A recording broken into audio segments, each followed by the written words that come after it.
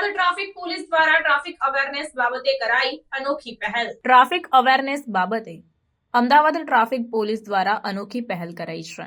જણાવી દઉં કે ગૃહ રાજ્ય મંત્રી હર્ષ સંઘવીના હસ્તે શોર્ટ ફિલ્મ મેકિંગ સ્પર્ધાના વિજેતાઓને ઇનામ આપીને પ્રોત્સાહિત કરવામાં આવ્યા।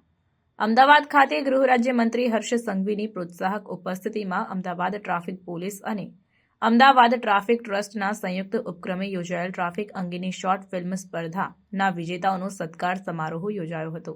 આ સ્પર્ધામાં અનેક લોકોએ ઉત્સાહભેર ભાગ લીધો હતો અને આશરે 458 જેટલી શોર્ટ ફિલ્મો બનાવવામાં આવી હતી, જેમાંથી 10 જેટલી શ્રેષ્ઠ ફિલ્મોને ગૃહ રાજ્ય મંત્રી સહિતના મહાનુભાવોના હસ્તે ઇનામ આપીને પ્રોત્સાહિત કરાયા હતા। અન્ય 50 જેટલી ફિલ્મોને પ્રશંસાપત્ર એનાયત કરવામાં આવ્યા।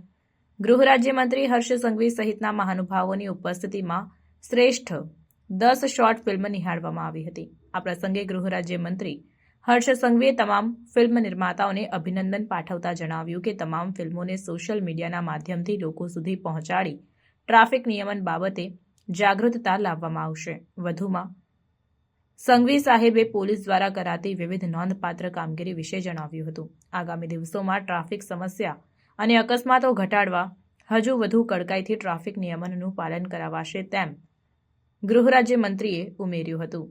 તેમણે વધુમાં જણાવ્યું કે રોડ એન્જિનિયરિંગ એ ટ્રાફિક અને અકસ્માત ઘટાડવા સૌથી મહત્વપૂર્ણ બાબત છે। અમદાવાદ ટ્રાફિક પોલીસ દ્વારા કરાયેલ કામગીરીને લઈને આ વર્ષે અકસ્માતોની સંખ્યામાં 25% જેટલો ઘટાડો થયો છે તેવું તેમણે ઉમેર્યું હતું। ગૃહ રાજ્યમંત્રીએ ટ્રાફિક પોલીસની કામગીરી બિરદાવતા કહ્યું કે અમદાવાદ ટ્રાફિક પોલીસ દ્વારા ટ્રાફિક બાબતે કરાયેલ નોંધપાત્ર કામગીરીને કારણે અકસ્માતોની સંખ્યામાં ઘટાડો થયો છે।